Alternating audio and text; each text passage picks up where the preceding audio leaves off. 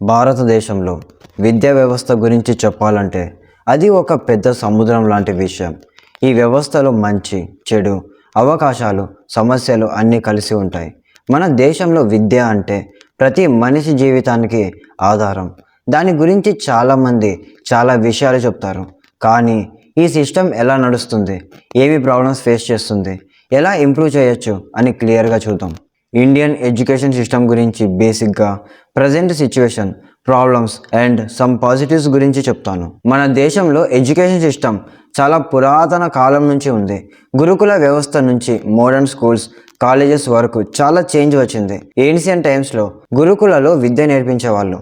చాలా సింపుల్గా ప్రాక్టికల్ నాలెడ్జ్తో పాటు మోరల్ వాల్యూస్ కూడా నేర్పించేవాళ్ళు. కానీ బ్రిటిష్ కాలంలో మకౌలీ సిస్టంతో మన విద్యా వ్యవస్థ పూర్తిగా మారిపోయింది. ఇంగ్లీష్ ఎడ్యుకేషన్ మీద ఫోకస్ వచ్చింది. మన లోకల్ లాంగ్వేజెస్, కల్చర్ని కొంచెం సైడ్ చేశారు. ఇండిపెండెన్స్ వచ్చిన తర్వాత మన గవర్నమెంట్ విద్యా సిస్టమ్ని ఇంప్రూవ్ చేయాలని చాలా ట్రై చేసింది. కానీ ఇంకా చాలా ప్రాబ్లమ్స్ ఉన్నాయి. ప్రజెంట్ ఇండియన్ ఎడ్యుకేషన్ సిస్టంలో primary, secondary, higher secondary, college levels ఉన్నాయి. స్కూల్స్లో సిబిఎస్ఈ, ఐసిఎస్సి, స్టేట్ బోర్డ్స్ లాంటి డిఫరెంట్ బోర్డ్స్ ఉన్నాయి. కాలేజెస్లో ఇంజనీరింగ్, మెడిసిన్, ఆర్ట్స్, సైన్స్ లాంటి చాలా కోర్సెస్ ఉన్నాయి. Government schools, private schools, international schools అని డివిజన్స్ కూడా ఉన్నాయి. ఈ సిస్టంలో చాలా డైవర్సిటీ ఉంది, కానీ యూనిఫార్మిటీ లేకుండా ఉంది. ప్రజెంట్ సిచ్యువేషన్, మన విద్యా సిస్టంలో చాలా మంది స్టూడెంట్స్ ఉన్నారు. ఆల్మోస్ట్ 25 కోట్ల మంది స్టూడెంట్స్ స్కూల్స్లో, 4 కోట్ల మంది హయ్యర్ ఎడ్యుకేషన్లో ఉన్నారు అని స్టాట్స్ చెప్తున్నాయి. గవర్నమెంట్ స్కీమ్స్ లాంటి Sarva Shiksha Abhiyan, mid day meals scheme లాంటి ప్రోగ్రామ్స్ వల్ల చాలా మంది పిల్లలు స్కూల్స్కి వెళ్తున్నారు. కానీ క్వాలిటీ ఎడ్యుకేషన్ ఇంకా చాలా ఏరియాస్లో రీచ్ అవ్వట్లేదు. సిటీస్లో ప్రైవేట్ స్కూల్స్, ఇంటర్నేషనల్ స్కూల్స్లో మంచి ఫెసిలిటీస్ ఉన్నాయి. కానీ రూరల్ ఏరియాస్లో గవర్నమెంట్ స్కూల్స్లో బేసిక్ ఇన్ఫ్రాస్ట్రక్చర్ కూడా సరిగా ఉండదు. టీచర్స్ ట్రైనింగ్ కూడా ఒక పెద్ద ఇష్యూ. చాలా స్కూల్స్లో క్వాలిఫైడ్ టీచర్స్ లేకుండా ఉంటారు. ప్రైవేట్ స్కూల్స్లో కూడా చాలా మంది టీచర్స్కి ప్రాపర్ ట్రైనింగ్ ఉండదు. కరికులం కూడా అవుట్డేటెడ్గా ఉంది. టెక్నాలజీ, ప్రాక్టికల్ స్కిల్స్ మీద ఫోకస్ తక్కువ, థియరీ మీద ఎక్కువ కాన్సన్ట్రేషన్ ఉంటుంది. ఎగ్జామ్స్లో మార్క్స్ కోసం రోట్ లెర్నింగ్, బట్టి చెప్పడం మీద ఫోకస్ చేస్తున్నారు. క్రియేటివ్ థింకింగ్ని ఎంకరేజ్ చేయరు. Problems in Indian education system. Number 1, quality of education. చాలా స్కూల్స్లో టీచింగ్ స్టాండర్డ్స్ చాలా తక్కువ. గవర్నమెంట్ స్కూల్స్లో infrastructure like class rooms, labs, libraries చాలా పూర్ కండిషన్లో ఉంటాయి. ప్రైవేట్ స్కూల్స్లో కూడా ఎక్కువ ఫోకస్ ఫీజు కలెక్ట్ చేయడం మీద ఉంటుంది, కానీ క్వాలిటీ ఎడ్యుకేషన్ ఇవ్వడం మీద కాదు. Number 2, rote learning culture. మన సిస్టంలో ఎగ్జామ్స్లో మార్క్స్ కోసం బట్టి చెప్పడం కల్చర్ చాలా స్ట్రాంగ్గా ఉంది. Students critical thinking, problem solving skills నేర్చుకునే ఛాన్స్ చాలా తక్కువ. ఈ రోట్ లెర్నింగ్ వల్ల స్టూడెంట్స్ రియల్ వరల్డ్ స్కిల్స్లో వెనకబడుతున్నారు. Number 3, inequality. సిటీస్లో ప్రైవేట్ స్కూల్స్లో చాలా ఫెసిలిటీస్ ఉంటాయి, కానీ రూరల్ ఏరియాస్లో గవర్నమెంట్ స్కూల్స్లో బేసిక్ ఫెసిలిటీస్ కూడా ఉండవు. రిచ్ అండ్ పూర్ స్టూడెంట్స్ మధ్య చాలా గ్యాప్ ఉంది. గర్ల్స్ ఎడ్యుకేషన్ కూడా ఇంకా చాలా ఏరియాస్లో నెగ్లెక్ట్ చేస్తున్నారు. Number 4, pressure and students. Exams, marks, ranks కోసం స్టూడెంట్స్ మీద చాలా ప్రెజర్ ఉంటుంది. కాంపిటేటివ్ ఎగ్జామ్స్ లాంటి నీట్ లాంటి ఎగ్జామ్స్ వల్ల స్టూడెంట్స్ మెంటల్ హెల్త్ చాలా ఎఫెక్ట్ అవుతుంది. చాలా మంది స్ట్రెస్, యాంగ్జైటీతో సఫర్ అవుతున్నారు. Number 5, lack of practical knowledge. మన కరికులంలో ప్రాక్టికల్ నాలెడ్జ్ చాలా తక్కువ. ఇంజనీరింగ్ స్టూడెంట్స్ కూడా రియల్ వరల్డ్ అప్లికేషన్స్ గురించి చాలా తక్కువ తెలుసు. ఇండస్ట్రీకి, ఎడ్యుకేషన్కి మధ్య చాలా గ్యాప్ ఉంది. Number 6, unemployment.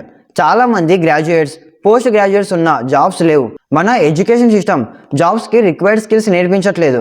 Vocational training, skill based education మీద ఫోకస్ చాలా తక్కువ. Positives in the system. ఈ సిస్టంలో కొన్ని మంచి విషయాలు కూడా ఉన్నాయి. నేషనల్ ఎడ్యుకేషన్ పాలసీ NEP 2020 వల్ల చాలా చేంజెస్ వస్తున్నాయి. ఈ పాలసీలో practical learning, skill based education, local లాంగ్వేజెస్లో టీచింగ్ మీద ఫోకస్ చేస్తున్నారు. Technology integration like online classes, digital classrooms కూడా ఇంక్రీజ్ అవుతున్నాయి.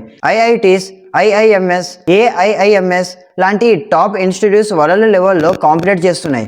చాలామంది ఇండియన్ స్టూడెంట్స్ ఇంటర్నేషనల్ యూనివర్సిటీస్లో టాప్ ర్యాంక్స్ అచీవ్ చేస్తున్నారు. గవర్నమెంట్ కూడా చాలా స్కీమ్స్ ఇంట్రొడ్యూస్ చేస్తుంది. సమగ్ర శిక్ష, డిజిటల్ ఇండియా లాంటి ప్రోగ్రామ్స్ వల్ల ఎడ్యుకేషన్ రీచ్ ఇంప్రూవ్ అవుతుంది. ప్రైవేట్ సెక్టర్ కూడా టెక్ కంపెనీస్ లాంటి బైజూస్, అన్అకాడమీ లాంటి స్టార్టప్స్తో ఎడ్యుకేషన్ని అసెసిబుల్ చేస్తుంది. Future improvements. మన ఎడ్యుకేషన్ సిస్టమ్ని ఇంప్రూవ్ చేయాలంటే చాలా చేంజెస్ కావాలి. టీచర్స్ ట్రైనింగ్ మీద ఫోకస్ చేయాలి, కరికులంని అప్డేట్ చేయాలి, ప్రాక్టికల్ స్కిల్స్, క్రిటికల్ థింకింగ్ మీద ఫోకస్ చేయాలి, రూరల్ ఏరియాస్లో ఇన్ఫ్రాస్ట్రక్చర్ని డెవలప్ చేయాలి, గర్ల్స్ ఎడ్యుకేషన్, వొకేషనల్ ట్రైనింగ్ మీద ఎక్కువ అటెన్షన్ ఇవ్వాలి, ఎగ్జామ్స్లో రిఫార్మ్స్ రావాలి, స్టూడెంట్స్ మీద ప్రెజర్ తగ్గించాలి, ఇండస్ట్రీ అకాడమియా కొలాబరేషన్ ఇంక్రీజ్ చేయాలి సో దట్ స్టూడెంట్స్ జాబ్స్కి రెడీగా ఉంటారు. ఇండియన్ ఎడ్యుకేషన్ సిస్టంలో చాలా పొటెన్షియల్ ఉంది, కానీ ఇంకా చాలా ప్రాబ్లమ్స్ సాల్వ్ చేయాలి. Quality education, equality, practical learning మీద ఫోకస్ చేస్తే మన దేశంలో విద్యా వ్యవస్థ వరల్డ్ క్లాస్గా మారుతుంది. Solutions to improve Indian education system. మన విద్యా వ్యవస్థలో ఉన్న ప్రాబ్లమ్స్ని సాల్వ్ చేయాలంటే సిస్టమేటిక్ అప్రోచ్ కావాలి. చాలా ఏరియాస్లో చేంజెస్ రావాలి. Number 1, quality of teaching. Teachers అంటే education system backbone. Qualified well training టీచర్స్ని రిక్రూట్ చేయాలి. గవర్నమెంట్ స్కూల్స్లో టీచర్ వేకెన్సీస్ని ఇమీడియట్గా ఫిల్ చేయాలి. టీచర్స్కి రెగ్యులర్ ట్రైనింగ్ ప్రోగ్రామ్స్ కండక్ట్ చేయాలి. Latest teaching methods, technology uses గురించి నేర్పించాలి. ప్రైవేట్ స్కూల్స్లో కూడా teacher salaries, job security improve చేయాలి సో దట్ వాళ్ళు డెడికేషన్తో పనిచేస్తారు. Number 2, curriculum reform. మన కరికులం చాలా అవుట్డేటెడ్గా ఉంది. Practical skills, critical thinking, problem solving, క్రియేటివిటీని encourage చేసే విధంగా కరికులంని రీడిజైన్ చేయాలి. నేషనల్ ఎడ్యుకేషన్ పాలసీ NEP 2020లో ఈ విషయం గురించి చాలా ఫోకస్ చేశారు. లోకల్ లాంగ్వేజెస్లో టీచింగ్ని ప్రమోట్ చేయాలి సో దట్ రూరల్ స్టూడెంట్స్ కూడా ఈజీగా అర్థం చేసుకుంటారు. Coding, AI, data science, entrepreneurship లాంటి మోడర్న్ సబ్జెక్ట్ని కరికులంలో యాడ్ చేయాలి. Number 3, infrastructure development. రూరల్ ఏరియాస్లో గవర్నమెంట్ స్కూల్స్లో బేసిక్ ఫెసిలిటీస్ లాంటి class rooms, toilets, drinking water, libraries, labs చాలా పూర్ కండిషన్లో ఉంటాయి. గవర్నమెంట్ బడ్జెట్ని ఎడ్యుకేషన్ సెక్టర్కి ఎక్కువ అలోకేట్ చేయాలి. Smart classrooms, internet connectivity, digital రీసోర్సెస్ని రూరల్ స్కూల్స్లో కూడా ప్రొవైడ్ చేయాలి. పబ్లిక్ ప్రైవేట్ పార్ట్నర్షిప్స్తో ఇన్ఫ్రాస్ట్రక్చర్ని డెవలప్ చేయొచ్చు. Number 4, reducing inequality. Urban rural గ్యాప్ని, రిచ్ పూర్ గ్యాప్ని తగ్గించాలి. గవర్నమెంట్ స్కీమ్స్ లాంటి సమగ్ర శిక్షని ఎఫెక్టివ్లీ ఇంప్లిమెంట్ చేయాలి. గర్ల్స్ ఎడ్యుకేషన్ మీద స్పెషల్ ఫోకస్ ఇవ్వాలి. ఎస్పెషల్లీ రూరల్ ఏరియాస్లో scholarships, free textbooks, uniforms లాంటి ఇన్సెంటివ్స్తో అండర్ ప్రివిలేజ్డ్ స్టూడెంట్స్ని ఎంకరేజ్ చేయాలి. Number 5, reducing exam pressure. ఎగ్జామ్స్లో మార్క్స్, ర్యాంక్స్ కోసం కాంపిటీషన్ని తగ్గించాలి. Continuous evolution, project based assignments, practical ఎగ్జామ్స్కి ఇంట్రొడ్యూస్ చేయాలి. నీట్ లాంటి కాంపిటేటివ్ ఎగ్జామ్స్ని స్ట్రీమ్లైన్ చేయాలి సో దట్ స్టూడెంట్స్ మీద మెంటల్ ప్రెషర్ తక్కువ అవుతుంది. కౌన్సిలింగ్ సర్వీసెస్ని స్కూల్స్, కాలేజెస్లో మ్యాండేటరీ చేయాలి to support students mental health. Number 6, skill based education.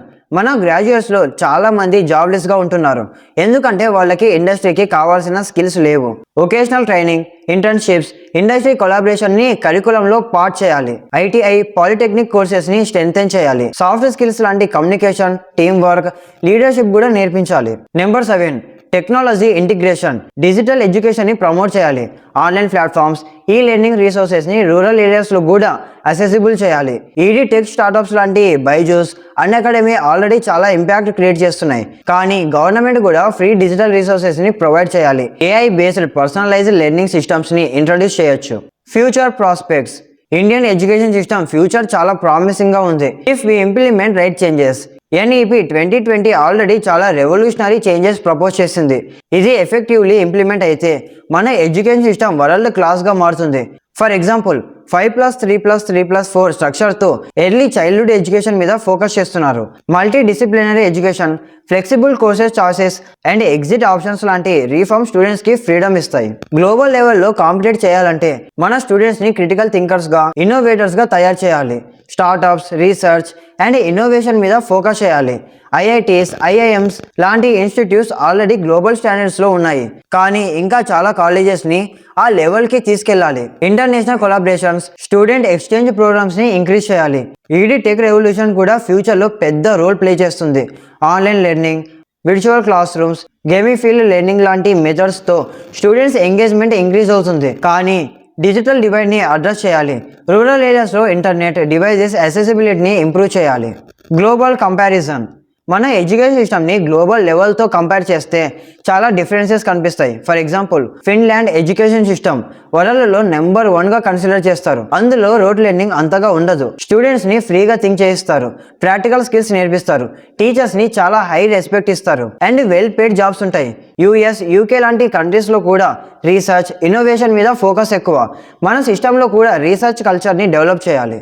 Singapore, south Korea లాంటి కంట్రీస్లో డిసిప్లిన్, టెక్నాలజీ ఇంటిగ్రేషన్ చాలా స్ట్రాంగ్గా ఉంటుంది. మన దేశంలో కూడా డిసిప్లిన్ని మెయింటైన్ చేయాలి, కానీ క్రియేటివిటీని కూడా ఎంకరేజ్ చేయాలి. చైనాలో STEM science, technology, engineering, math education మీద చాలా ఫోకస్ ఉంటుంది. అది మన సిస్టంలో కూడా ఇంప్లిమెంట్ చేయొచ్చు. కానీ మన దేశంలో యూనిక్ ఛాలెంజెస్ ఉన్నాయి. పాపులేషన్ చాలా ఎక్కువ, రీసోర్సెస్ లిమిటెడ్. సో మన సొల్యూషన్స్ కూడా మన కాంటెక్స్ట్కి సూట్ అయ్యే విధంగా డిజైన్ చేయాలి. బ్లైండ్లీ వెస్టర్న్ సిస్టమ్స్ని కాపీ చేయకుండా మన కల్చర్, వాల్యూస్ని ఇంటిగ్రేట్ చేసుకుంటూ రిఫార్మ్స్ రావాలి. Role of government and society. Government, society రెండు ఎడ్యుకేషన్ సిస్టమ్ని షేప్ చేయడంలో కీ రోల్ ప్లే చేస్తాయి. గవర్నమెంట్ బడ్జెట్లో ఎడ్యుకేషన్కి ఎక్కువ ఫండ్స్ అలోకేట్ చేయాలి. కరెంట్లీ GDPలో 4-5% ఎడ్యుకేషన్కి అలోకేట్ చేస్తున్నారు. ఇది ఇంకా ఇంక్రీజ్ చేయాలి. ప్రైవేట్ సెక్టర్లో కూడా CSR ఫండ్స్తో స్కూల్స్ని డెవలప్ చేయాలి. పేరెంట్స్, స్టూడెంట్స్ కూడా మైండ్ సెట్ చేంజ్ చేసుకోవాలి. మార్క్స్, ర్యాంక్స్ కన్నా స్కిల్స్, నాలెడ్జ్ మీద ఫోకస్ చేయాలి. ఇంజనీరింగ్, మెడిసిన్ తప్ప వేరే కెరీర్ ఆప్షనల్ని కూడా రెస్పెక్ట్ చేయాలి. ఆర్ట్స్, స్పోర్ట్స్, ఎంటర్ప్రీనర్షిప్ లాంటి ఫీల్డ్స్లో కూడా ఆపర్చునిటీస్ చాలా ఉన్నాయి. ఇండియన్ ఎడ్యుకేషన్ సిస్టంలో చాలా పొటెన్షియల్ ఉంది, కానీ ఇంకా చాలా వర్క్ చేయాలి. Quality teaching, modern curriculum, infrastructure, equality and skill based education మీద ఫోకస్ చేస్తే మన సిస్టమ్ వరల్డ్లో టాప్లో ఉంటుంది. NEP 2020 లాంటి పాలసీస్ కరెక్ట్ డైరెక్షన్లో స్టెప్స్, కానీ implementation key. Government, teachers, parents, students అందరూ కలిసి వర్క్ చేయాలి. మన దేశంలో ప్రతి పిల్లవాడు క్వాలిటీ ఎడ్యుకేషన్ రిసీవ్ చేసే రోజులు రావాలి.